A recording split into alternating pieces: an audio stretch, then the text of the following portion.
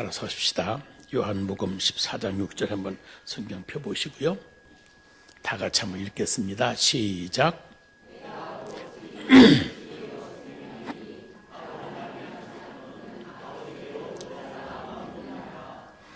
아멘. 성경 구절 읽은다면은 꼭 뒤에 아멘이라는 단어가 없어도 아멘 하고 끝나면 아주 좋습니다. 다시 한번 성경 읽겠습니다. 시작.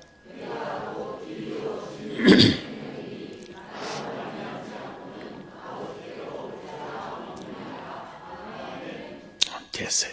꼭 그렇게 읽으시기 바랍니다. 인생은 3번 산다고 그럽니다. 3번 사는 것이 인생이란 말이죠. 첫 번째 세상은 누구나 다 어머니 모태에서 삽니다. 어머니 모태에서 10개월을 삽니다. 그런데 두 번째 세상, 이 세상에 나오면 수명이 좀 길어졌지만 요즘엔 그저 80년, 100년 그럽니다.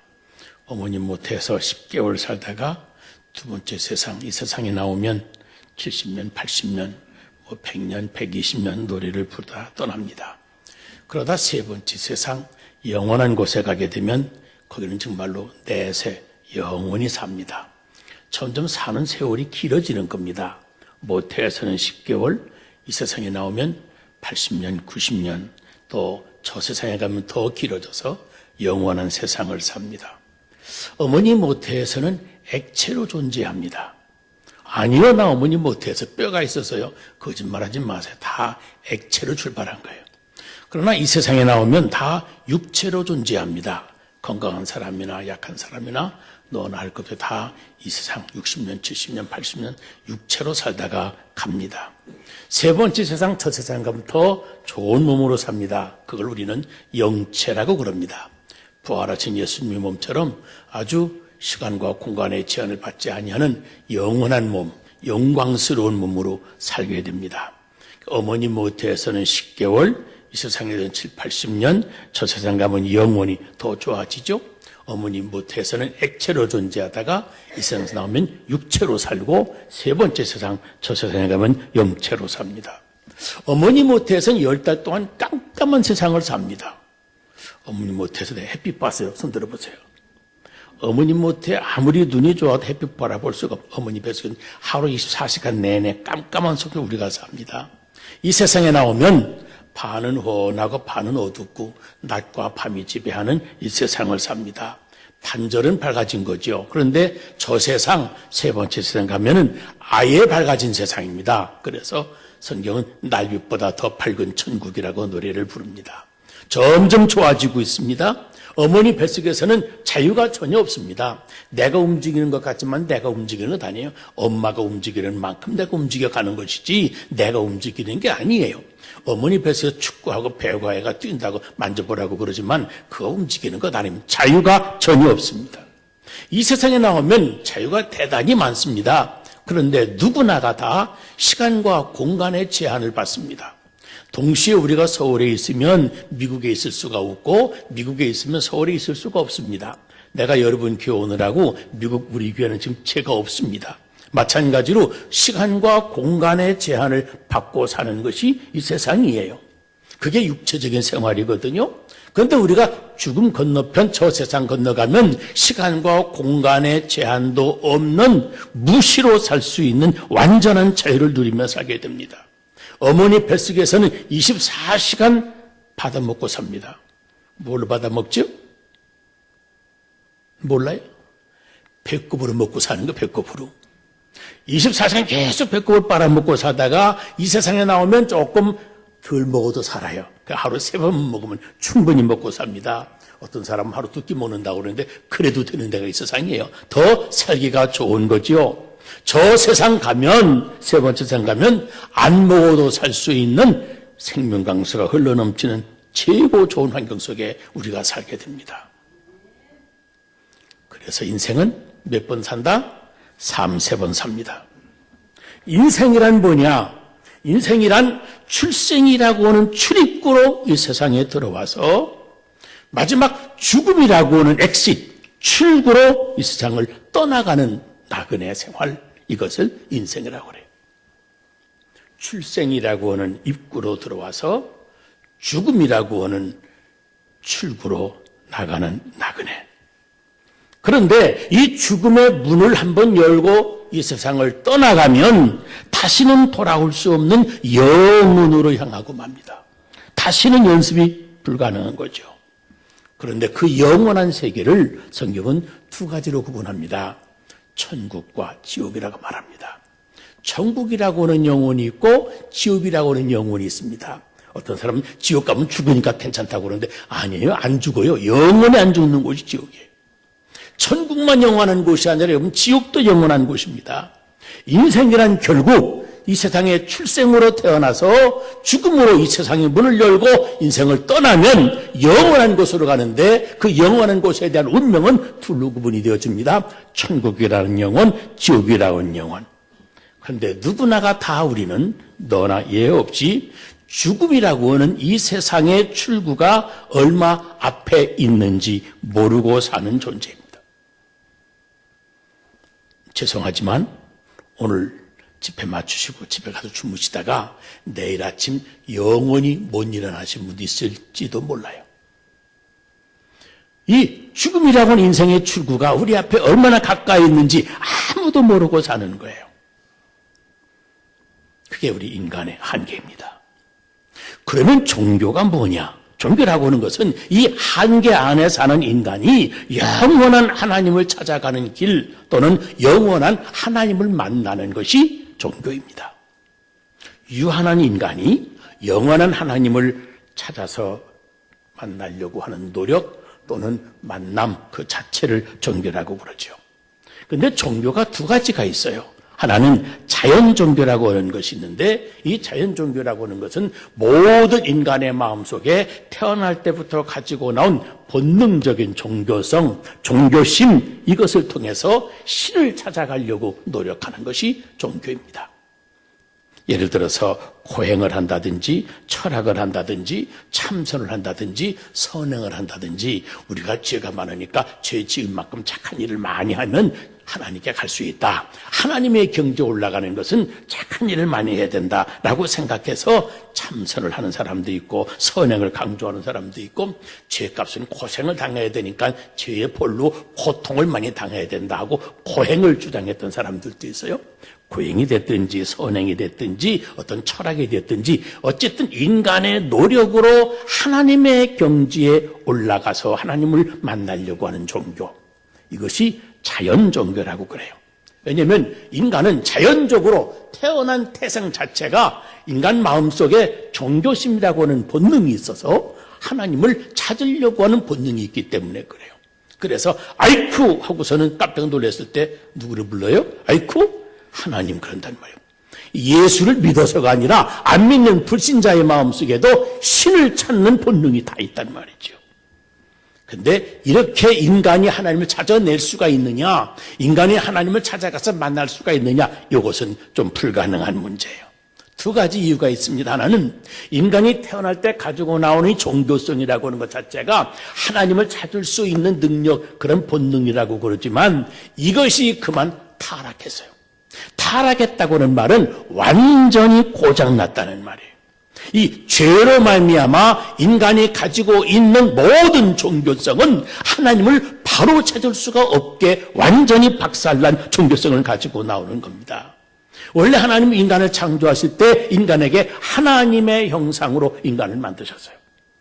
그런데 인간이 범죄함으로 죄가 마음속에 들어와 하나님의 형상, 하나님의 신이 자리 잡고 있던 영혼을 떠나버리고 그리고 그 자리를 차지하고 있던 거예요.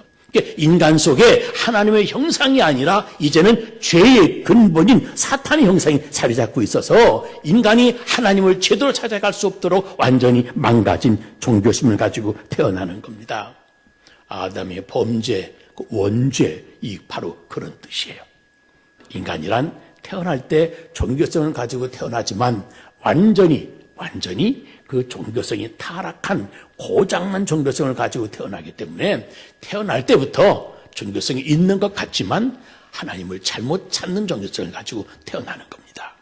그래서 하나님 찾았다 하고 이게 하나님이다 여기서 섬기자라고 하지만 그때 찾았다고 내놓는 그 하나님은 진짜 하나님이 아니고 우상이 되고 마는 거예요. 그래서 그걸 자연종교, 우상종교라고 말을 합니다. 인간에게 하나님을 바로 찾을 수가 없는, 인간은 그런 기능을 가지고 나온 존재이고, 또 하나는 하나님에게 문제가 있어요. 하나님의 어떤 문제가 있느냐? 하나님은 인간과 달리 육체가 없으세요. 우리가 이 땅에 사는 동안은 육체를 가지고 산다고 그랬잖아요. 모태에서는 액체로 존재하고 이 땅에서는 육체로 존재하는데, 하나님은 아예 영적으로 존재하시는 분이기 때문에 육체, 형상이 없으신 분이어서 인간이 하나님을 찾았다고 하지만 인간은 보이는 것만 찾을 수가 있고 만져질 수 있는 것만 찾을 수가 있지 보이지 아니하는 하나님을 찾을 수가 없는 거예요. 하나님은 당신의 형상을 감추셨어요. 인간에게 완전히 감추셨어요. 죄악 가운데 가리워진 인간에게 하나님은 절대 노출되지 않는 거죠. 인간은 하나님을 볼 수 없지요. 죄 때문에, 타락한 종교성 때문에. 대신 하나님은 거기다 대고 당신의 형상을 감춰버렸기 때문에 인간에게 노출되지 않는단 말이에요. 제가 그래서 여기는 야외배 갑니까? 야외배. 뭐 야외가 없잖아요. 다 아파트촌이라. 예. 네, 우리는 야외배를 갑니다. 야외배를 가면은 우리 교회 지금 그 양반이 목사님이 되셔서요. 근데 이분이 게임을 인도하는데 점 식사를 하고 전교인 게임을 인도하는데 아주 재미있는 게임을 하나 실시한다고 하더니 나와가지고 그래요. 자모님들, 권사님들, 자모님들, 목사님들 나오시라고. 그리고 그 부인들도 나오시라고. 부인들 이렇게 쓰고 자모님, 목사님, 부인들 이렇게 쓰고. 그런데 장모님, 목사님들한테 수건을 머리에 둘러요. 앞에 안 보이게 수건을 감겨놓고, 그래서 부인들이 박수를 치게 하는 거예요. 박수. 그리고 뺑 교인들이 둘러서 있는데 가운데에서 박수 소리를 듣고서 자기 부인을 찾으라는 거예요. 찾겠어요? 집에서 아무리 박수 치고 듣고 연습해서 그걸 알 수가 없는 거예요. 박수 소리. 근데 멀쩡한 대낮에 교인들이 다 보는 데서 뺑 둘러 앉아가지고 부인들이 박수 치고 도망가고, 그리고 남편들이 박수 소리도 부인을 막 쫓아서 찾는데, 찾아가지고 어떻게 해야 되느냐, 뒤로 가서 꼭 껴안으래요. 그리고 여보라고 부르라고 하는 게임 자체가. 찾을 수가 있겠어요, 없겠어요? 전부 목사님이 장모님 부인 껴안고 여보하고 난리가 났습니다. 그날 난리가 났어요. 왜 못 찾을까요? 자기 부인을. 멀쩡한 대낮에 자기 눈이 가렸으니까. 자기 부인도 눈 가리면 못 찾는 거예요. 안 보이기 때문에. 거꾸로 남편 눈 가려놓고 눈 뜬 부인이 남편이 박수를 안 치고 가만히 있어도 남편 찾을 수 있을까요? 없을까요? 못 찾아요? 그런 부인이 어디가 있어요? 머리에 수건도 그어놨다고 자기 남편을 못 찾아요? 인간이 태어날 때부터 하나님을 찾을 수 있는 영적인 종교성이라는 눈이 완전히 상실된, 손으로 가리워진 그런 존재로 태어나는 거예요. 그 인간이 하나님을 찾았다고 하지만 남의 부인 껴안고 여보라고 부른 것처럼 이게 하나님이다 그랬지만 뭐 금송아지 놓고 절하고 뭐 다 똑같은 우상이 만들어주고 마는 거예요. 진짜 하나님 찾을 수가 없는 겁니다. 하나님은 형상이 없으시기 때문에, 우리 인간은 죄로 말미암아 신을 볼 수도 없기 때문에. 세상의 모든 종교라고 하는 것은 이름만 다르지 사실은 하나님을 잘 찾는 게 아니라 못 찾는 종교예요. 못 찾는. 그래서 그걸 우상 종교 또는 인간의 자연적인 본능 가지고 찾으려고 하는 거기 때문에 이건 자연 종교다 그렇게 이야기를 합니다. 근데 또 하나의 종교가 있어요. 이것을 계시 종교라고 그래요. 무슨 종교? 계시 종교. 이 계시라는 말은 대단히 어려운 말입니다. 계시 무슨 뜻인 줄 알아요? 몰라요? 영어로 얘기하려나? 영어로 revelation, 자기 자신을 나타내 보여준다는 말이에요. 가려진 것을 껍데기 벗겨서 속을 보여주는 것, 이거 계시라고 그래. 계시. 근데 세상의 종교는 계시 종교가 아니에요. 다 하나님도 제대로 찾아내지 못하는 인간들이 만들어낸, 종교성으로 만들어낸 노력이나 고행이나 착각 이런 걸로 만들어내려고 하는 인간의 작품에 불과하지만, 계시 종교는 인간이 하나님을 찾는 게 아니라 하나님이 인간을 찾아오시는 종교예요. 자연적으로 인간이 하나님께 올라가려고 하는 건데, 계시 종교는 하나님 위에서 내려오는 종교예요. 그래서 자연 종교를 상향 종교라고 한다면 계시 종교는 하나님이 내려오시는 종교다 해서 이것을 하향 종교라고 해요. 하향 종교. 이 계시 종교는 뭐냐면 하나님이 인간을 찾아오신 길을 말하는데 사람이 만든 종교가 아니지요. 종교라고 하는 것이 인간의 노력으로 하나님을 만나는 것이다라고 한다면 기독교는 종교가 아니에요. 그 성경 말씀 얘기한다면 기독교는 십자가의 도, 길도자, 길이의 길. 어떤 길이냐? 하나님이 인간을 찾아오시기 위해서 인간의 육체를 입고 이 땅에 내려오신 길, 그 길이 예수 그리스도예요. 예수님 오셔서 내가 곧 길이요 진리요 생명이야 할 때 내가 곧 그 길이다 할 때 길이 뭐냐? 하나님이 내려오신 길이고 요 길로만 너희들이 하나님께 올라갈 수가 있다. 너희들이 종교라고 만들어 놓은 그 길은 올라가다 다 무너지고 많은 것이고 진짜 내가 내려왔던 그 길이 정확하게 하나님께로부터 내려온 길이니까 나로 말미암지 않고는 누구도 하나님께 올라갈 자가 없느니라. 기독교는 종교가 아니고 그런 의미에서 길입니다. 길. 사람이 분별하고 소통할 수 있도록 하나님이 변신해야 될 것 아니겠어요?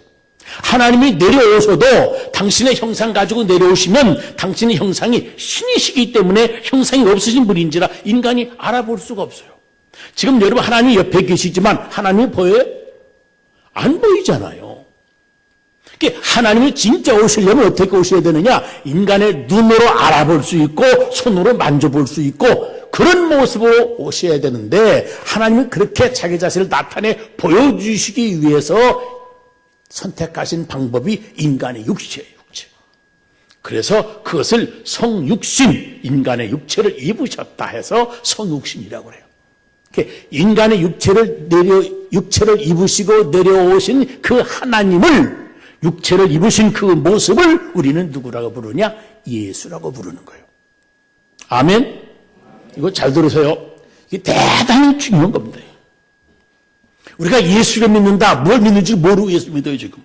여러분들 말고, 저 미국에 그런 사람 되게 많아야죠. 내가 예수를 믿는다고 하는 무슨 말이냐면, 전지를 창조하신 그 하나님이 나를 사랑하사 십자가에 피 흘려 죽기 위하여 내가 알아볼 수 있도록 인간의 육체를 입으시고 내려오신 그분이 저 지구의 반대편 베들레헴에서 어린 아기 몸으로 태어나신 그분, 그리고 거기서 자라시고 사시다가 십자가에서 나를 위해서 진짜 피 흘려 죽으신 그분, 이 역사 속에 정말로 존귀하셨던 역사적인 그 존재, 그 예수님, 그분을 우리는 예수라고 부르고 그분을 뭐라고 믿는 거냐? 그분이 보이지 아니하신 그 하나님이시다라고 하는 사실을 믿는 거예요. 대단히 중요한 얘기입니다. 자, 그래서 하나님이 인간에게 내려오시기 위해서는 인간이 알아볼 수 있도록 인간의 형체를 입어야 되는데 입으신 형체가 뭐라고요? 인간의 육신을 입고 오셨어요. 그래서 육신을 입고 오셨다. 또 한 가지는 육신을 입고 오셔도 인간이 그분이 하나님을 알아봐도 인간을 구원하기 위해서는 또 한 가지 숙제를 행하셔야 돼요. 뭘 행하셔야 돼요? 인간이 죄악 가운데 있기 때문에 죄에서 인간을 구원할 수 있는 방법을 하나 개발해 가지고 오셔야 돼요. 그렇잖아요. 왔다가 간들 우리가 구원받는 것 아니잖아요. 우리가 알아보기까지는 하지만 만다 이야기까지는 할 수 있지만 그러나 그분이 우리를 구원하기 위해서 오셨다고 한다면 우리를 구원하시기 위해서 우리의 죄 문제를 해결할 수 있는 한 가지 툴을 가지고 오셔야 되는데 그 툴이 뭐냐? 죄에 대신 벌받기 위하여 죄값은 사망이니까 대신 죽어줄 수 있어야 돼요. 나를 대신 죽어줄 수 있는 거, 그게 사랑이에요. 사랑. 속으로 사랑을 가되 나를 위하여 대신 죽어줄 수 있을 만큼 그렇게 사랑하는 마음.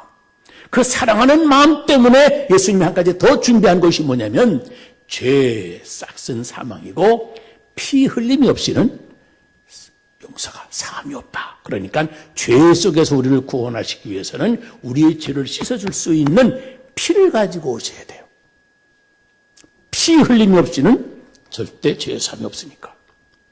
그래서 예수님이 왜 동정녀 탄생을 하셨느냐? 잘 들어보세요. 성경에 보면 모든 사람들을 이야기하면서 죄가 다 아담의 죄로, 한 사람의 죄로 말미암아 세상에 죄가 들어왔다 그랬어요. 그런데 사실은 성경을 읽어보면 알지만 여러분, 에덴 동산에 범죄한 사람이 아담 하나가 아니에요. 누가 먼저 죄를 졌어요? 성경 안 읽어보세요? 에덴 동산에 아담과 함께 죄진 사람이 또 있죠. 누가 먼저 죄 졌어요? 여자가 문제랍니다. 여자가.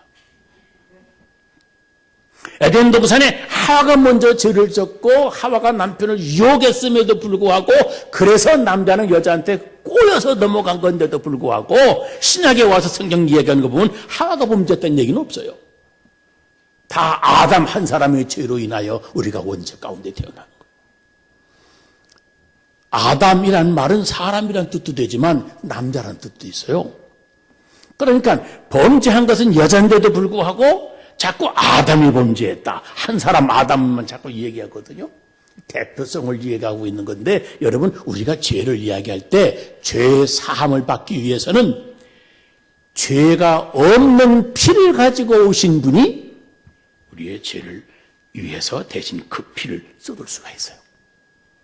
당신도 죄가 있는 피를 가지고 왔다고 한다면, 범죄한 아담의 남자의 피를 이어가지고 온 죄인이라고 한다면 그 사람이 당신의 죄값으로 죽어야 되지 우리의 죄값으로 죽을 수가 없어요.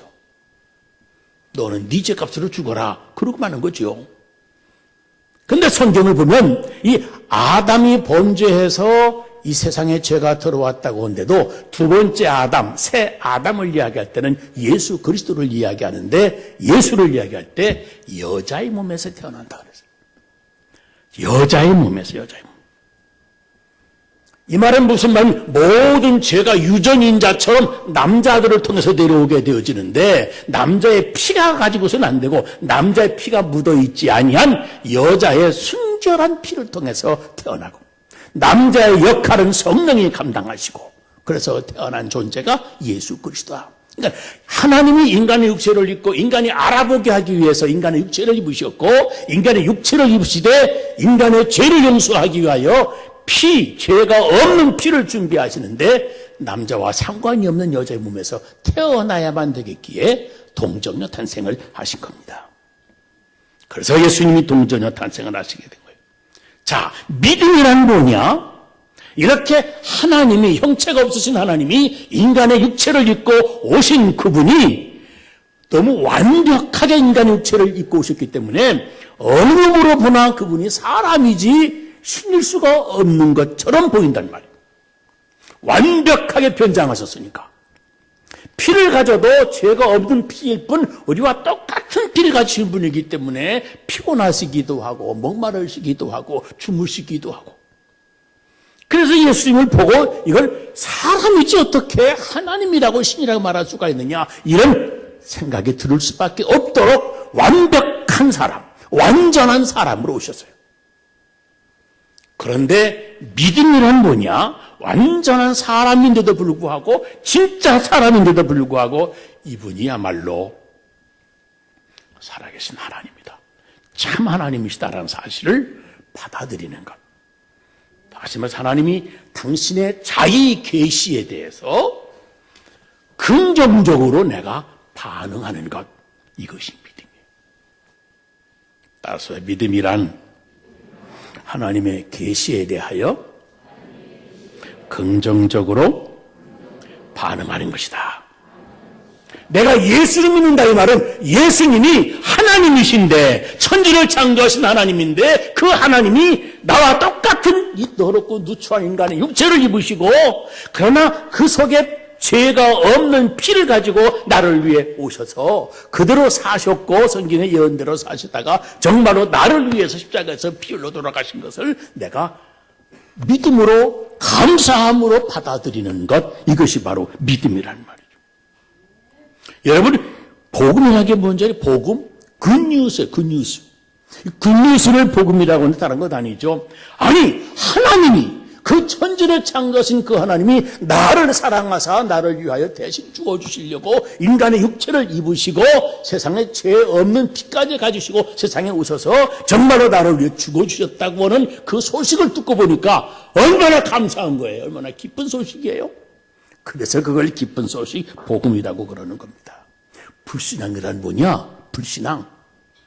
예수님 오셨는데도 당신 예수지 하나님 아니다. 나사렛 예수네. 내가 자네 아버지도 알고 어머니도 안 해. 당신이 무슨 하나님이야 라고 생각하는 이 유대교, 이게 불신앙이에요. 예수님이 2000년 전에 오셨다가 돌아가셨다는 사실을 아는 것만 가지고서는 신자가 아닙니다. 역사적인 사실에 대해서 내가 지적으로 동의한다고 믿음이 아니에요. 그거는 지식이지. 역사 시간에 배울 수 있는 지식으로도 예수를 알 수가 있어요. 믿음은 뭐냐? 역사적으로 오셨던 인간의 모습인 그 예수님이 인간의 모습으로 사형수의 몸으로 처형을 당하셨지만 그분이 바로 나를 위해서 천지를 창조하셨던 하나님이시라고. 그런데 그분이 나를 위해서 이렇게 육체로 오셔서 이 땅에서 피 흘려 죽으시기까지 나를 사랑하셨다고. 그분의 피는 죄가 없는 피이기 때문에 그래서 동정의 탄생으로 오셨지만 그 피를 믿음으로 내가 인정하고 받아들임으로 내 죄가 용서 안 받고 내가 다시 천국의 영광을 누릴 수 있다고 하는 것. 이것을 믿는 것이 우리 기독교 신앙인 겁니다. 자, 보세요. 그 안에 두 종류의 사람이 있습니다. 하나는 교인이라고 해요. 교인. 교인이 뭐죠? 교회 등록을 한 사람. 그리고 교회 출입하면서 교회 생활하면서 기독교 교회 문화 생활을 즐기는 사람. 교회 와서 회장 의견 있어요 하고 의견을 발표하고 회원권을 행사하는 사람. 교회 와도 하나님과 나와의 수직적인 관계는 아랑곳하지 아니하고 옆에 있는 사람들과의 수평적인 관계에 치중하는 사람. 이런 사람이 교인, 처치 멤버라고 그래요. 교회 안에 또 한 종류의 사람이 있어요. 빌리버라고 해요. 믿는 사람입니다. 일반 사회학적으로 그런 사람을 우리는 크리스찬이라고 불러요. 그런데 이 크리스찬이라는 말 속에는 처치 멤버도 포함이 되니까 더 구체적으로 표현하면 빌리버, 믿는 사람이다 이렇게 말을 합니다. 이 말을 다른 말로 이야기하면 원래는 크리스찬이 같은 뜻인데 그리스도에게 매여 있는 사람, 그리스도에게 붙잡혀 있는 사람 그런 뜻이에요. 여러분들 교인이 되고 싶습니까? 신자가 되고 싶습니까? 신자가 돼요. 교회 찬송가에도 신자 되기 원합니다. 신자 되기 원합니다. 그러지 교인 되기 원합니다. 그런 사람 하나도 없어요.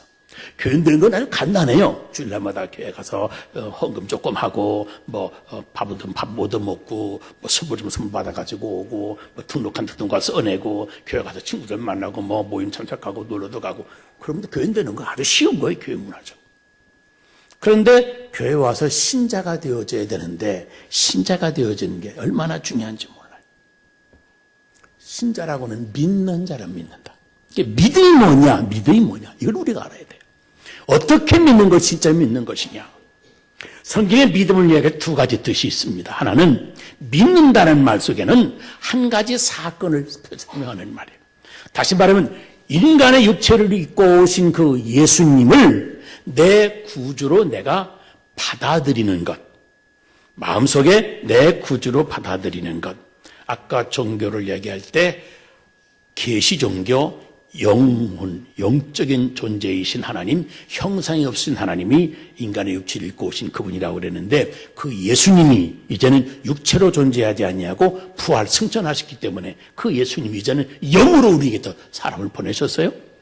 영으로 오신 그 예수님, 영으로 오신 그리스도의 영, 그분을 우리는 뭐라고 불러요? 성령이라고 그래요. 육체로 오신 예수님을, 육체로 오신 그 하나님을 예수님이라고 부르고 그분이 부활 승천하셔서 다시 오신 그 하나님을 우리는 뭐라고 불러요? 성령이라고. 성령. 옛날에는 성신이야. 성신. 신이기죠. 성신이라고 하는데 같은 뜻이에요. 성령이라고 부르는데 성령이 우리 마음속에 2000년 전에 돌아가신 그 예수가 너의 구주다. 너 때문에 육신으로 오셨던 분이고 너 때문에 십자가 돌아가신 분이고 그분이 너를 위해서 피 흘려 죽으신 분이시다 라고 할 때 우리 마음속에 놓고 하시는 거예요. 자꾸 내 마음속에 그분이 그랬구나 깨닫게 하고 기억나게 하고 마음을 놓고 하게 하고 고마운 생각이 들고 아니 나 같은 죄인이 뭐라고 하나님이 그렇게 나를 위해서 희생하셨나 이걸 생각하고 고마운 생각이 꿀떡 일어나는 거죠. 그 사실에 대해서 그렇습니까? 내가 죄인입니까? 내가 죄인입니다. 당신 믿습니다. 고맙습니다. 내 죄를 용서해 주세요. 이제 당신이 내 마음속에 들어오셔서 내 인생의 주인이 되어주세요. 이렇게 예수님을 믿기로 마음속에 영접하는 것 자체가 믿음이에요. 요한복음 1장 12절에 보니까 영접하는 자, 곧 그 이름을 믿는 자들에게는 하나님의 자녀가 되는 권세를 주셨다. 그래서 영접하는 자가 믿는 거예요. 교회 나오는 게 교인인 것처럼 예수를 영접하는 자가 믿는 자라는 말이에요. 영접하는 자. 그 사람의 행위가 어쨌든 어떻게 인생을 살아왔든 그게 중요한 거 아니에요. 돈을 많이 벌었든 가난하든 그거 중요한 것 아니고 건강하냐 병들었냐 이거 중요한 것 아니에요. 가문이 어떠냐 전혀 상관이 없어요. 누구든지 예수님을 구주로 영접하기만 하면 그는 하나님의 자녀가 되는 권세를 주셔서 이 말을 뒤집어서 얘기하면 하나님 보고 그 천지를 창조한 그 하나님 보고 아버지라고 부를 수 있도록 authority 그런 권세를 주신단 말이에요. 이 하나님 보고 아버지라고 부를 수 있는 권세가 얼마나 대단한 것인지를 알면 여러분 다 기절초풍할 거예요. 예수님을 구주로 영접한 것 이것 하나가 내 신분을 감히 하나님을 향해서 아버지라고 부를 수 있도록 놀라운 권세를 허락해 주는 겁니다. 그러면 생각해요. 아니 예수를 믿어 구원받는다고 그랬으니까 예수님을 영접하는 것이 예수를 믿는 거니까 영접했으니까 어젯밤에 영접했으니까 오늘은 내가 안 믿고 살아도 교회 안 가도 되는 것 아니냐. 교인들은 그렇다고 신앙생활 다른 거니까 마음대로 살도 되는 것 아니냐. 그런 사람들이 있는데 그런 사람들이 다 저 이상한 사람들이에요. 다 2단 3단 사람들. 또 하나의 믿음이 뭐냐면 이 예수를 믿어 구원 얻게 되어진 요 믿음, 영접한 그 믿음은 그 속에 예수의 영이 함께 있기 때문에 예수를 계속 믿고 그 믿음이 성장해 가는 것으로 성경은 표현을 해요. 그 믿음이 그의 생각을 바꾸고 그의 인격을 바꾸고 그의 생활을 바꾸어서 그 속에 믿는 자는 그래. 믿는 자는 믿었던 과거가 아니고 믿고 있는 자예요. 그러니까 한번 영접한 거 끝나지 않고 계속해서 그분과 마음속에 오시고 그 속을 그리스도와 함께 인생을 사는 거죠. 믿는 자. 믿음이란 사건적인 믿음이 있고 믿음이란 현재 진행적인 믿음이 있어요. 내가 지금 함께 주님과 살아가는 것. 믿는 자는 요한복음 3장 16절이죠. 믿는 자는 멸망하지 않고 영생을 얻게 하냐. 현재 믿고 있는 자. 그러니까 예수를 영접했던 사실이 과거 추억으로 즐기지 아니하고 지금도 그분을 영접하고 지금도 그분을 의지하고 그분을 믿고 의지하고 생활하는 사람이 영생을 얻게 되어진다는 말이죠. 그러니까 믿음이란 하나님이 자기 계시에 대해서 긍정적으로 응답하는 것인데 그 예수님을 영접하는 것이 믿음이라고 한다면 영접한다는 말은 뭐냐면 누군가 녹화할 때 어서 들어오세요 하고 내가 인격적으로 반응하는 거예요.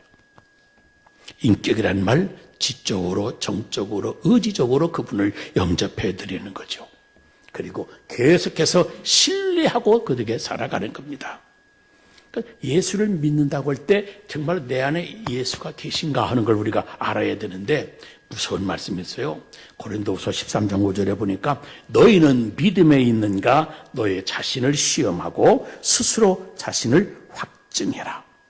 예수 그리스도께서 너희 안에 계신 줄을 너희가 스스로 알지 못하느냐. 그렇지 아니하면 너희는 버리운 자니라. 여기 버리운 자는 말이 무슨 말일까요? 구원 못 받았다는 말이에요. 여러분 우리가 예수 믿으면 대단히 중요한 질문입니다. 이게 사도 바울이 한 질문인데 다시 한번 있습니다. 너희는 믿음에 있는가 너희 자신을 시험하고 자기 자신을 확증해라.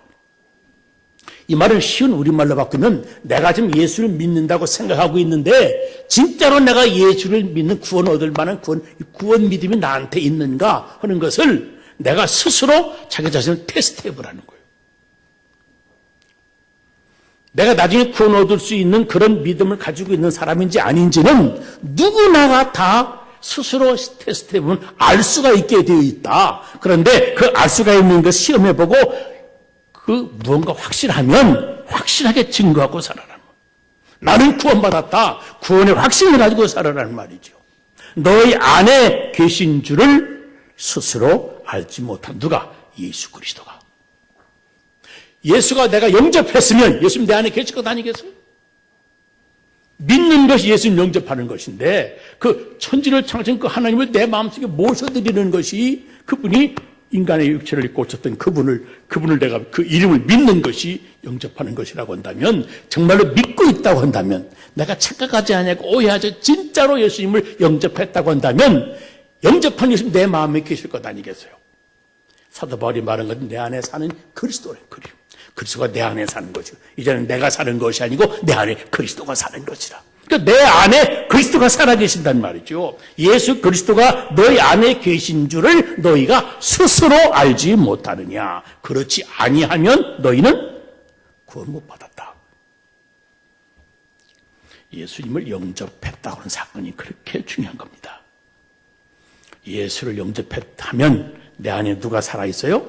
예수 그리스도가 살아있어요. 그래서 우리는 예수 믿는다는 말을 예수 그리스도를 믿는다 그래요. 예수는 뭐고 예수 그리스도는 뭔가요? 알아요? 아니 예수 그리스도 많이 쓰잖아요. 예수 그리스도. 예수가 뭐예요? 예수는 천지를 창조하신 그 하나님이 형상이 없으시기 때문에 인간이 알아볼 수 있도록 인간의 육체를 입고 오신 그 인간, 그분의 인명, 그 사람의 이름이 예수예요. 예수 그리스도는 무엇인가? 그리스도는 그분이 세상에 왔을 때 세상에 오신 목적이 있어요. 그분의 직책이 있다고, 사명이 있어요. 그 직명이 그리스도예요. 그리스도. 그러니까 예수 그리스도 하는 것은 안현수 목사님 하는 것처럼 안현수 고습자는 그분의 일명이고 목사님 하는 것은 그분의 직책, 직분은 직분. 그렇잖아요. 아무개 장로님 하게 되면 그분의 이름이 있고 그분의 직책이 있는 것처럼 장로는 직명의 직명. 예수님이 인명이고 예수 그리스도는 그분의 직명이라는 말, 직명. 직명은 다 뜻이 있잖아요. 선생님, 목사님, 다 뜻이 있어요. 그리스도라는 뜻은 뭐가 있을까요? 세 가지가 있어요. 하나는 그리스도 뭐예요? 그리스도란 말은 원래 한국말도 아니고 원래는 이게 히브리어의 메시아라고 하는 말인데 이것이 헬라어로 모아서 크리스토스로 바뀌었고 이게 다시 영어로 미국으로 한국으로 오면서 그리스도로 바뀌었어요. 원래는 메시아라는 말은 이 말의 원래 뜻은 의미상의 뜻은 기름 부음을 받은 자다 이런 뜻인데 다른 말로 이야기하면 세 가지 직분을 받을 때 기름을 붓는 예식을 가져요. 우리말로는 안수한다 그렇게 얘기하는데 기름 붓는 예식을 가져요. 세 가지 직분. 그러니까 예수 그리스도를 믿는다고 하는 말은 예수님이 그리스도라고 하는 사실을 믿는 것이 예수 그리스도를 믿는 것이고 그것이 예수님을 제대로 영접한 사람의 신앙 고백이에요. 예수 그리스도를 믿는다. 그게 기도 눈에 얼마나 중요한지 몰라요. 예수가 그리스도임을 믿는 것, 이것이 예수 그리스도의 신앙 고백입니다. 근데 그리스도란 말의 뜻은 세 가지가 있어요. 하나는 제사장 부름 받을 때 기름 붓는 예식을 갖습니다. 두 번째는 선지자로 부름 받을 때 기름 붓는 예식을 갖고 세 번째는 나라의 왕이 될 때 기름 붓는 예식을 가져요. 그러니까 여러분 대단히 중요한 거예요. 그냥 예수 믿는다 교회 왔다 갔다 예수 믿는 것 아니에요. 예수를 그리스도로 믿고 고백하는 생활, 이 사람이 예수를 믿는 사람이에요. 아멘. 예수님을 그리스도로 믿는다는 말은 예수님이 나의 한마디로 구주라고 말하는 건데 구체적으로 이야기하면 예수님이 나의 제사장이시다. 제사장은 뭐죠? 예? 똑똑해요. 무슨 영어로 얘기 한국말로 못 알아듣겠어요. 제사장은 하나님과 인간 사이에서 죄인인 인간을 대신해서 하나님 앞에 서 있는 사람이 제사장이에요. 그러니까 제사장의 마음속에는 언제나 죄인들을 사랑하고 죄인들을 용서해주고 죄인들을 사함받게 하기 위하여 귀한 제사에 드리는 제사장의 직분이 있는 거죠. 선지자는 뭐예요? 반대로 하나님을 대신해서 죄 많은 죄인들 앞에 서 있는 사람이 그런 중보자가 선지자예요. 그러니까 예수님이 그리스도인 걸 믿는다는 말은 예수님이 나를 대신해서 나를 위해서 거룩하신 하나님 앞에 내 죄 문제를 해결해 주시는 내 죄의 해결자이십니다 라고 하는 것을 믿는 것이 예수를 그리스도로 믿는 신앙이에요. 예수님을 그리스도 믿는 신앙은 예수님이 나를 위해서 하나님을 대신하여 하나님의 말씀을 전해주신 예수님 그 자체가 육체를 입으신 하나님의 말씀입니다. 이것을 믿는 것이 바로 선지자 예수 그리스도를 믿는 것이에요. 또 한 가지 중요한 것은 예수가 그리스도다, 예수 그리스도를 믿습니다라고 하는 말은 예수님이 나의 왕이십니다. 왕은 뭐죠? 내 인생의 최고 통치자입니다. 최고 통치자. 여러분, 동사무소 소장이 높아요? 아니면 서울시장이 높아요? 여기는 서울이 아니라 모르지는가 보다. 어느 나라의 왕이 통치권자 중에 최고의 통치권을 가지고 있는 거예요. 그 밑에 중간 계급자들이 있겠지만 이 사람들의 명령은 그게 중요한 것 아니지 우리의 명령 앞에 다 묵살되고 마는 거죠. 예수님을 그리스도로 믿는다고 하는 말은 예수님이 내 인생의 최고 통치권을 가지신 왕으로 내가 모시고 사는 거죠. 예수님을 내 마음의 왕좌 위에 앉혀드리고 나는 그분의 뜻이라면 그분의 말씀이라면 절대 내 가운이 어쨌든 내 세상이 어떻든 세상의 법이 어떻든 사회 법이 어떻든 전혀 개의치 아니하고 내 마음에 내가 왕으로 모신 주님의 말씀 그분의 명령대로 나는 인생을 삽니다. 이것을 순간순간 고백하면서 주님이 나한테 무엇을 원하실까? 내 인생의 왕이신 주님, 주님을 영화롭게 하고 주님을 찬양하고 주님을 노래만 할 뿐만 아니라 그분의 뜻을 그 왕의 명령을 내가 지키며 살아야 그분의 백성이 되어지는데 그렇잖아요? 제가 미국에 갔잖아요. 미국에 간 지가 벌써 내버리면 40년이 40년. 한국의 대통령 많이 바뀌고 미국 대통령 바뀌는데 우선 당장 가까운 게 미국의 대통령이에요. 대통령의 정책이 얼마나 중요한지 모릅니다. 한국도 대통령 정책이 대단히 중요한데 종잡을 수가 없이 내가 모르겠어요. 어떻게 돌아가는지. 내 마음에 누구를 내 인생의 왕으로 섬기느냐 이것을 표현하는 말이 예수를 내가 인생의 왕으로 모십니다. 내 인생에. 이것을 우리는 예수 그리스도를 믿는다 그래요. 그 성경은 그 이름을 믿는 자, 예수 그리스도를 믿는 자들에게는 하나님의 자녀가 되는 권세를 주셨다. 하나님의 백성이고 하나님의 자녀고 말이죠. 그런데 그분의 자녀가 되는 권세니까 왕의 자녀가 되는 권세를 주셨으니까 우리는 다 왕자들이 왕자들. 그래서 우리는 예수를 믿는다고 하는 것이 얼마나 놀라운 신분의 상승을 가져오는지 우리가 알아야 됩니다. 내 안에 예수가 정말로 계신가? 내가 제사장으로, 내 선지자로, 내 왕으로 모신 그 예수님이 내 인격 속에, 내 생활 속에 정말로 계시는가? 이것을 너희가 시험해보고 스스로 확증해라. 확실히 내 안에 예수가 살아계시다고 하는 거 이것을 증명해라. 그렇지 아니하면 너는 구원받은 거 아니다. 왜? 예수님은 한번 영접한 자의 마음속에 들어가시면 절대 떠나지 아니하고 어찌하든 그 영혼을 구원하고야 마시니까 그 마음에 계시는데 마음에 계시면서 가만히 계시는 게 아니라 제사장으로서 직무를 감당하시고 선지자로서 그에게 하나님 말씀을 깨닫게 해주시고 들려주시고 뉘우치게 해주시고 왕으로서 그의 인생길을 통치하시고 다스리니까 그분이 가만히 있는 분이 아니다. 네가 가만히 생각해보고 내 가슴에 손을 넣고 점검을 해보아라. 그분이 내 안에 계신 것을 네 스스로 알게 될 것이다. 근데 네가 조사해봐도 없다. 그럼 너는 아직 예수 안 믿은 사람이야. 네가 예수 영접한 것 같고 예수 믿는 것 같고 교회 가서 집사가 되고 장로가 되고 별짓 다 해도 너 예수님과는 상관이 없어. 아직은 교인일 뿐이지 교회 문화에 익숙해져서 이렇게 지금 올라가고 내려가고 그런 것이지 예수님과 관계된 수직적인 관계는 너한테 아직 없는 것이다. 너는 버리운 사람이다. 그 뜻이에요. 한번 고린도서 13장을 읽어보시겠습니다. 시작. 너희는 다 같이 시작. 안 보여요? 아니요, 그거. 고린도. 여기 다 읽어보십시다. 시작. 너희는 믿음 안에 있는가? 너희 자신을 시험하고 너희 자신을 확증하라. 예수 그리스도께서 너희 안에 계신 줄을 너희가 스스로 알지 못하느냐? 그렇지 않으면 너희는 버리운 자니라. 예수님은 자기를 영접한 사람의 모든 사람의 마음속에 다 살아계시다. 그냥 계시는 게 아니라 꿈틀거리며 살아계세요. 함성을 지르기도 하고 세변 음성을 들려주시기도 하고 그때서 깨닫게도 해주시고 우리 마음속에 계신 예수님이 그리스도의 직분을 감당하고 계시는 거예요. 내 죄를 회개하게 만드시고 왜? 제사장이시니까. 하나님 말씀 깨닫게 해주시고 왜? 선지자이시니까.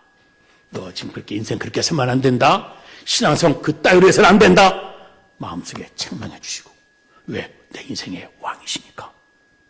예수님을 구주로 영접한 사람 마음속에는 이런 살아계시는 그리스도를 체험하는 성령의 내재적 은혜가 우리 속에 있는 겁니다. 어떻게 예수님 내 안에 계신 걸 내가 알 수가 있느냐. 이거 없으면 구원 못 받았다는데 교회 누구가 돼서도 내가 교회 몇 개를 줬어도 이걸 내가 스스로 깨닫지 못하면 나는 구원 못 받는다는데 어떻게 할 수가 있느냐. 얼마나 중요한 거예요. 여러분들 제가 물으면 대답할 수 있겠어요? 내 안에 예수가 그리스도가 계신 것을 자신 있게 설명할 수 있는 사람 손 들어보세요. 어젯밤에 꾸거는 예수님이 나 네 속에 숨었다 그렇게 얘기하시던가요? 내 안에 예수가 성경도 그렇잖아요. 여기 보니까 그리스도께서 너희 안에 계신 줄을 누가?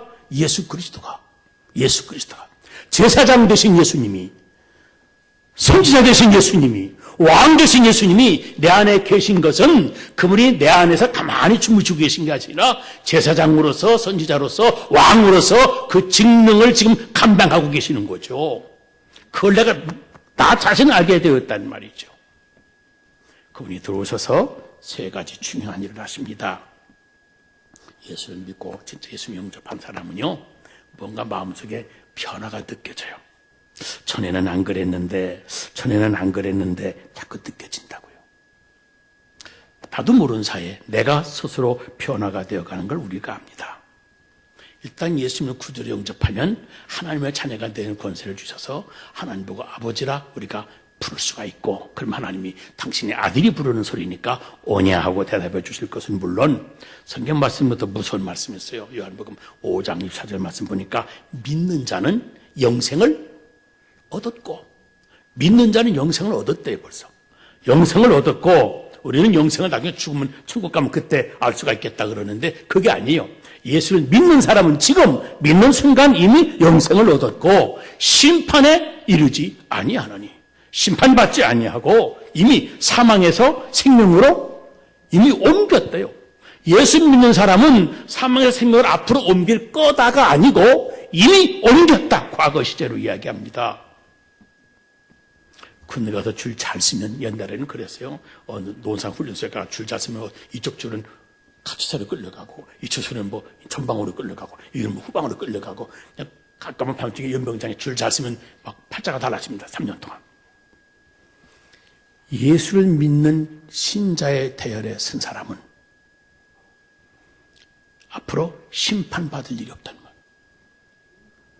사망에 들어가는 줄에 그 줄은 이미 영생으로 인도함 받았기 때문에 생명으로 거하게 된단 말이에요. 줄 잘 쓴 것이죠.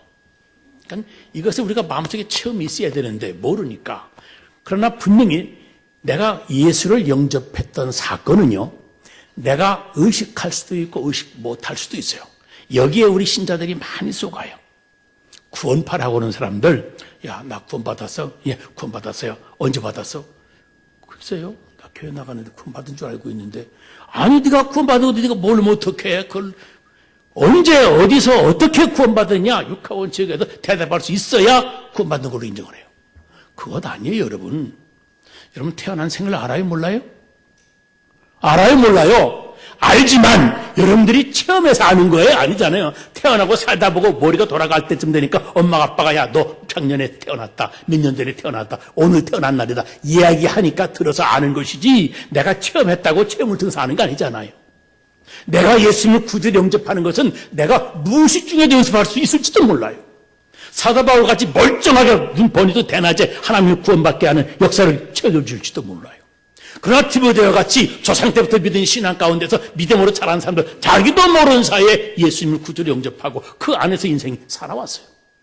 그러니까 예수님을 구주로 영접한 것은 다 누구나 다 내 속에 예수가 살아계신 것을 내가 느끼고 체험하고 알 수는 있지만, 그러나 내가 언제 어디서 구원받았다는, 영접했다는 사건을 내가 기억한다고 구원받은 것이고 기억 못한다고 구원받은 것이 아니라는 말이에요. 성경 말씀 보면 성경을 쓴 것은, 왜 성경을 기록했냐, 하나님이 너희 안에 영생이 있다고는 사실을, 믿는 자들에게 영생이 있다는 사실을 알게 하려고 성경을 썼다고 그랬어요.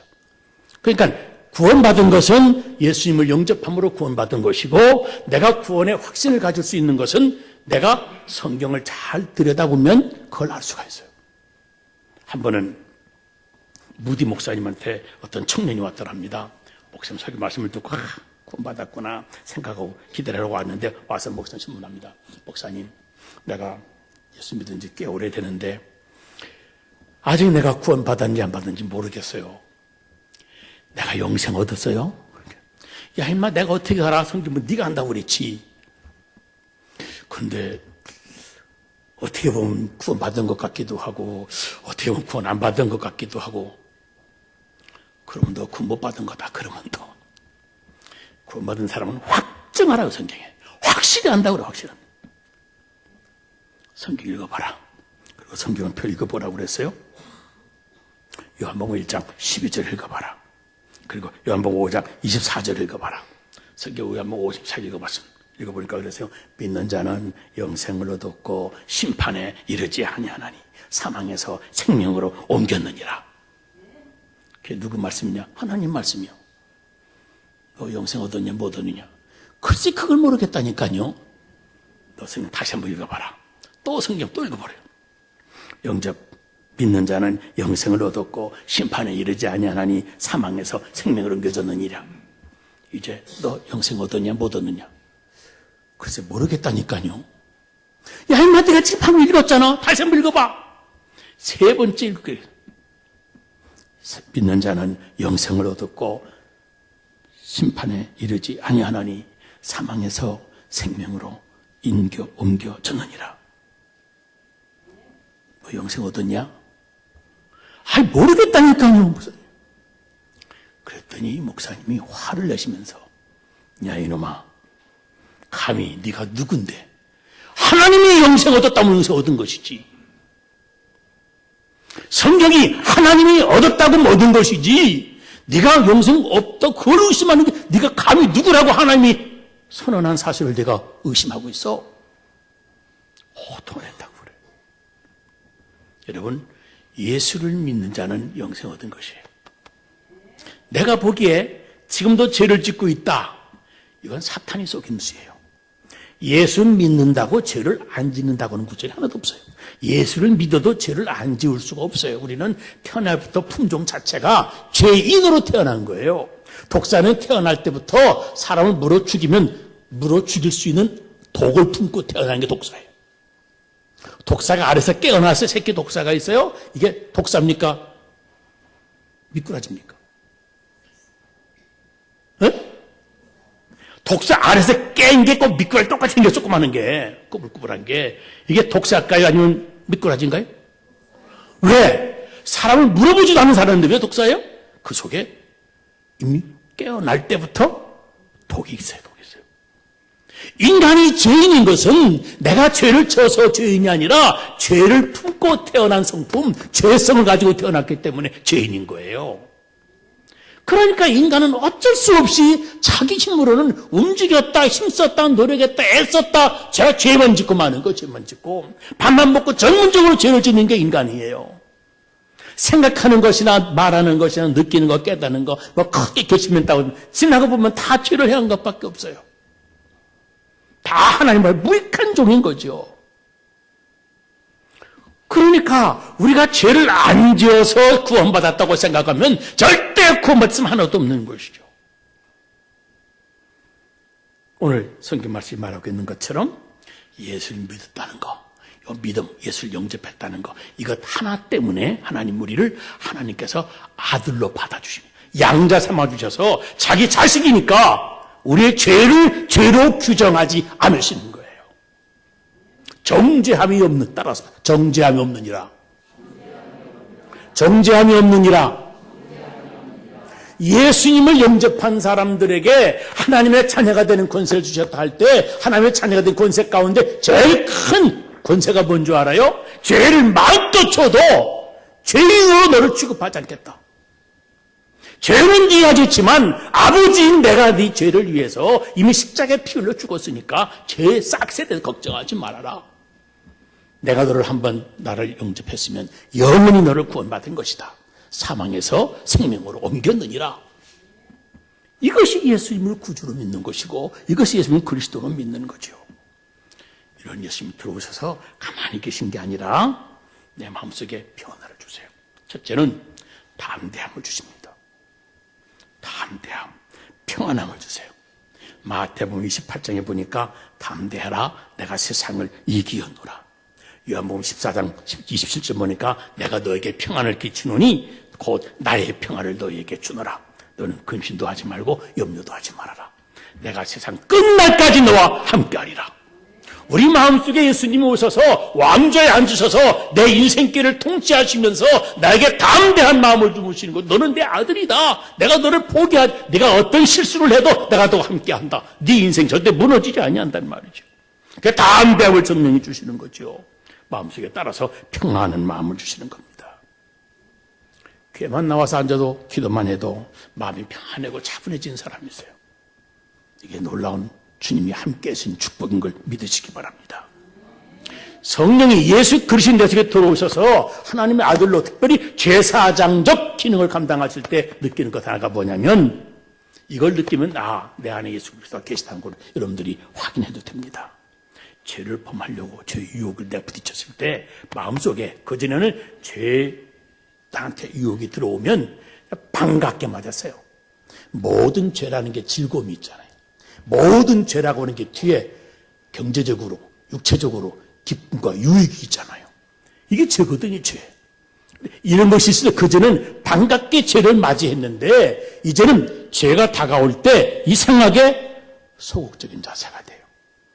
나는 믿는 사람인데 죄 지으면 안 되는데 이 말은 내 안에 예수님이 계신데 내가 죄지면 안 됐지. 그런 거예요. 죄에 대하여 거부감을 느끼게 하고 그리고 죄를 범할 때 느끼는 유쾌한 맛이 없어요. 죄의 맛을 잃어버리는 거죠. 죄의 맛을.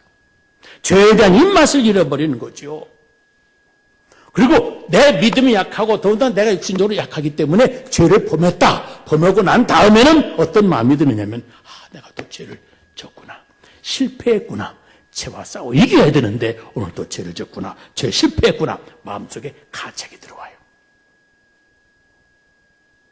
그거에 죄 짓고 가책은 양심의 가책도 있잖아요. 모든 사람도 양심 가지고 태어나는데 여러분 양심의 가책과 성령이 주시는 가책은 우리가 달리 구분할 수 있어요. 양심의 가책은요, 이건 양심은 도덕적인 존재이기 때문에 도덕적으로 윤리적으로 잘못을 뉘우치고 깨닫게만 해줘요. 성령이 예수 그리스도가 내 안에 살아계시면서 제사장으로 계시는 그 성령께서 그리스도의 영이 나한테 주시는 가책은 어떤 가책이냐면 네 지은 죄를 주님께 회개해야 된다. 주님께 고백해야 된다. 주님 앞에 회개하고야 말도록 내 마음속에 깨우쳐 주시는 거죠. 그래서 예수 믿는 사람들은 언제나 죄를 주님 앞에 회개해야 되는 겁니다. 또 성령이 그리스도의 내 속에 들어오시면 이상하게 영적으로 갈급하게 돼요. 우리가 죄를 범함으로 내 속에 하나님의 영생이 떠나고 그 자리에 사탄의 영이 들어와서 내 마음에 왕노릇 됐다가 이제는 하나님이 다시 내 속에 들어오셔서 내 마음에 왕좌에 앉으시면 메말랐던 굶주렸던 영적인 양식에 대하여 내가 굶주림을 느끼게 되고 갈급하게 되어진단 말이죠.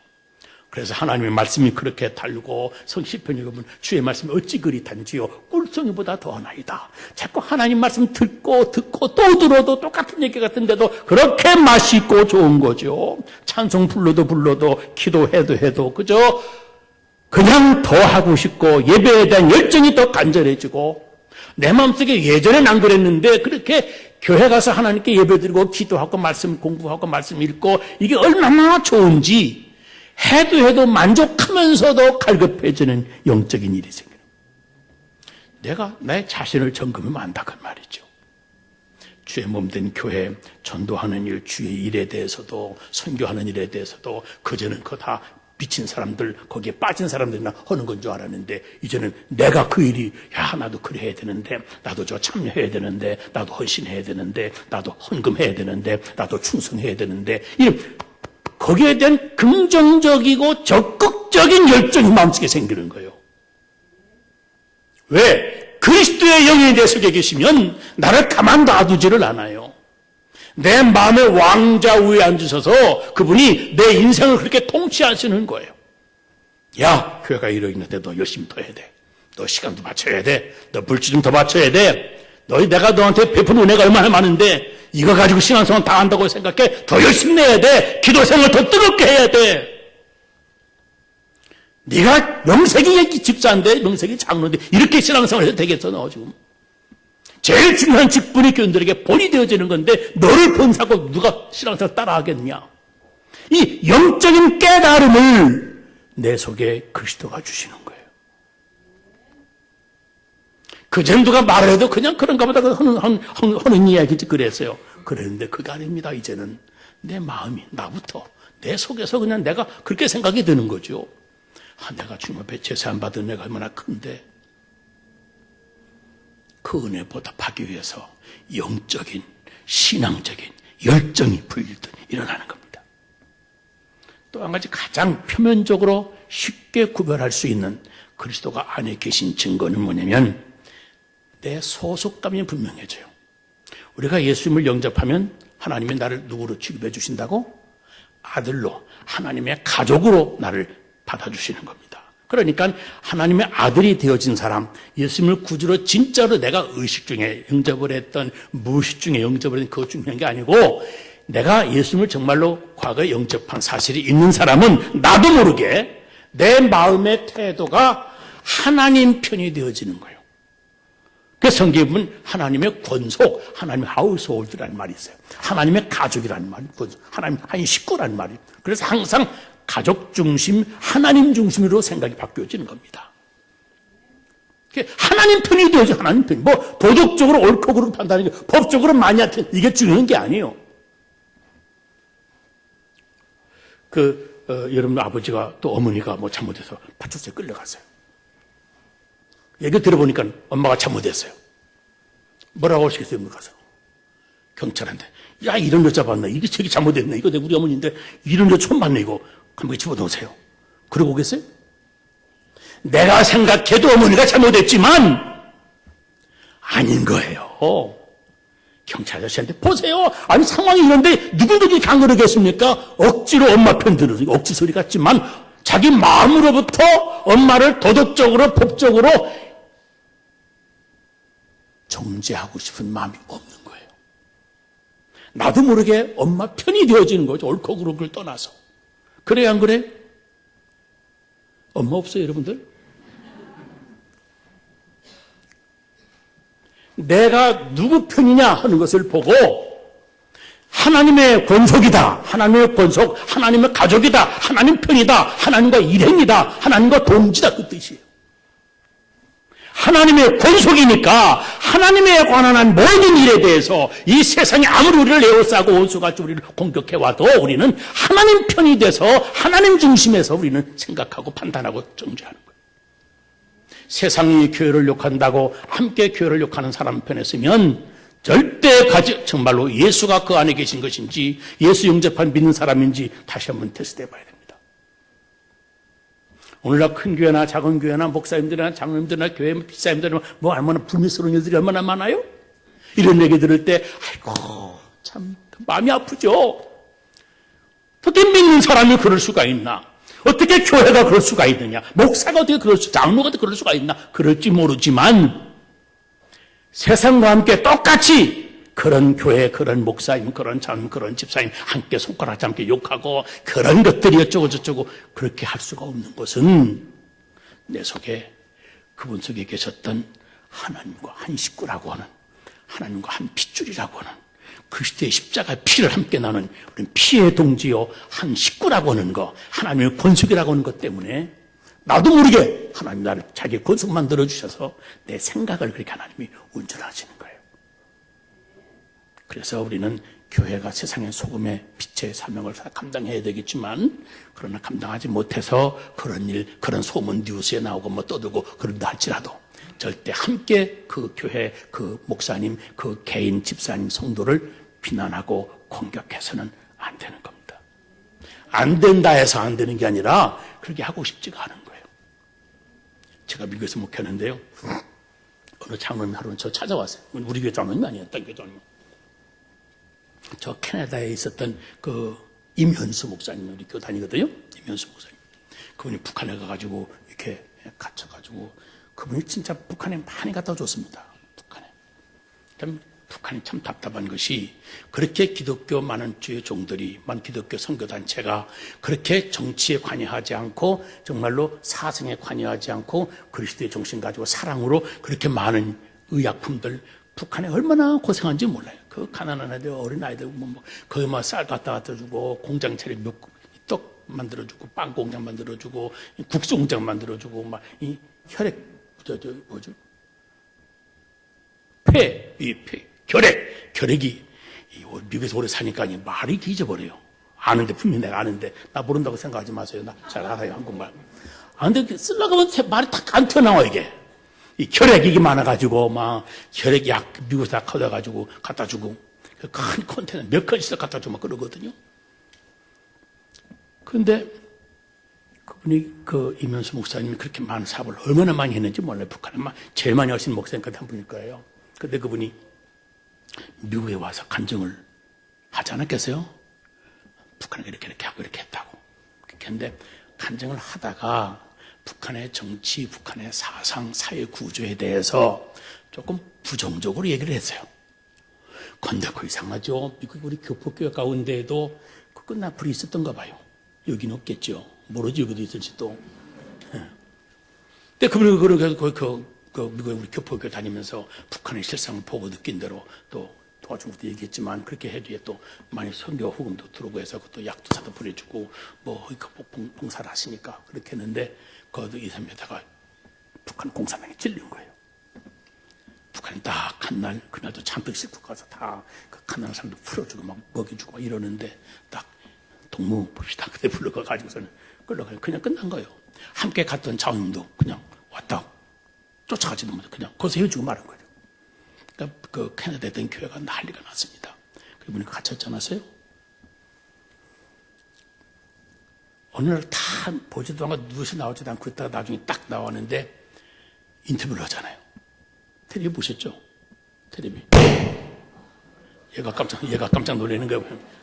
그분이 텔레비에 나와가지고 인터뷰한 걸 보여줄 때 진짜 깜짝 놀랐어요.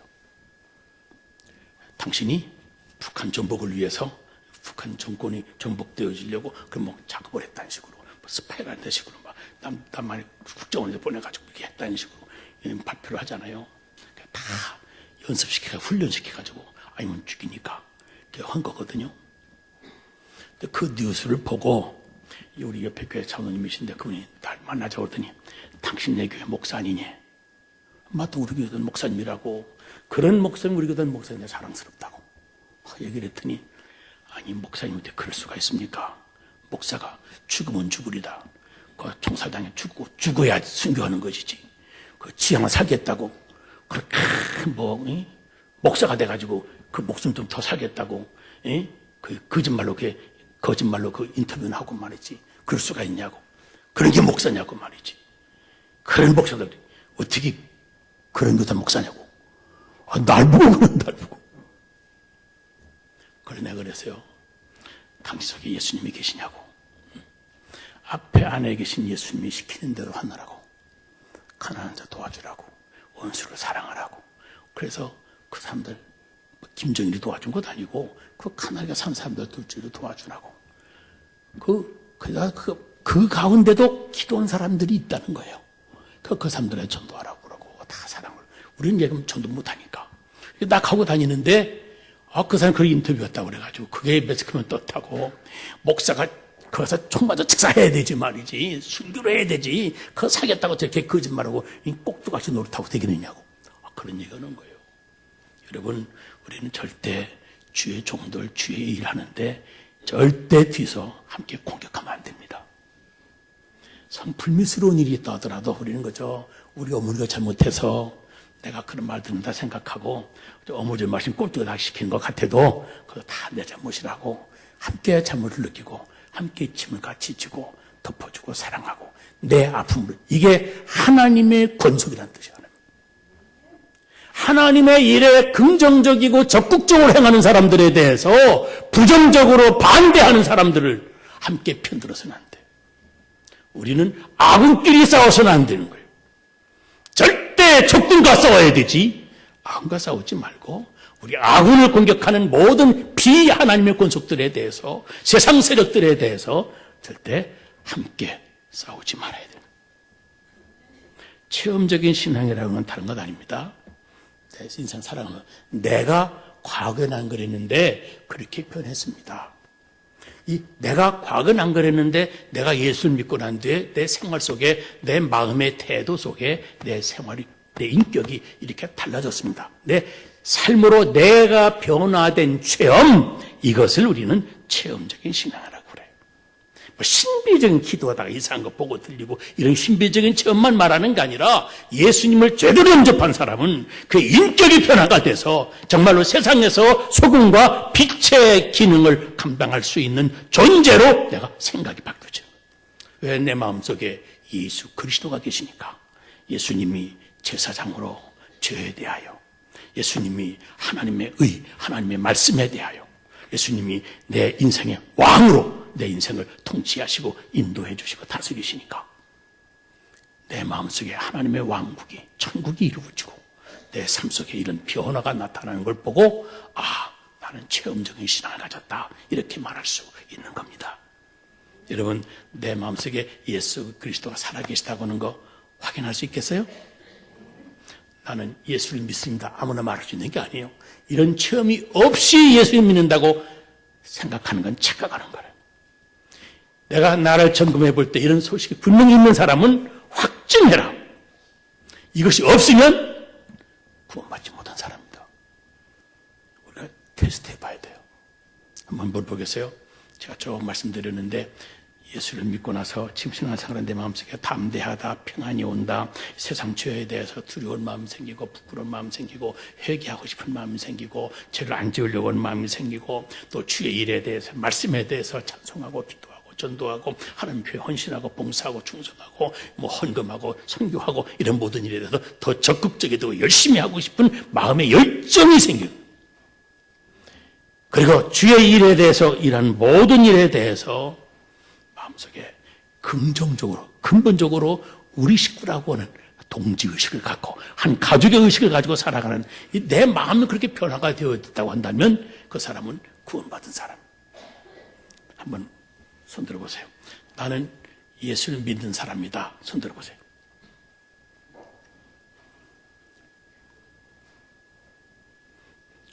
옆에 사람한테 인사하세요. 따라서 당신은 지옥 가기는 벌써 틀렸어요. 기도하겠습니다. 하나님 아버지, 감사합니다. 내가 머리가 좋아 예수 믿은 것도 아닌데 만세전에 나를 택하셔서 세상에 태어날 때 죄인으로 태어났는데도 불구하고 이처럼 구원해 주셔서 예수님을 나도 모르게, 나도 알게, 이런 모양 저런 모양으로 예수님을 구주로 영접하게 해서 일생 살아가면서 예수님을 그리스도로 모시고 제사장으로 죄에 대하여, 하나님의 말씀 의에 대하여, 특별히 내 인생의 통치자 되신 왕으로 내 인생을 다스려 주시오니 감사합니다. 주께서 그리스도가 되어주신 내 삶의 아름다운 경험들이 신앙의 체험이 되어지는 줄로 압니다. 어찌하든 구원의 확신을 가지고 세상을 향하여 담대하게, 평안하게, 믿음으로 살아갈 수 있는 우리들 되게 하여 주시옵소서. 예수님 걸어가신 이름으로 기도드리옵나이다. 아멘.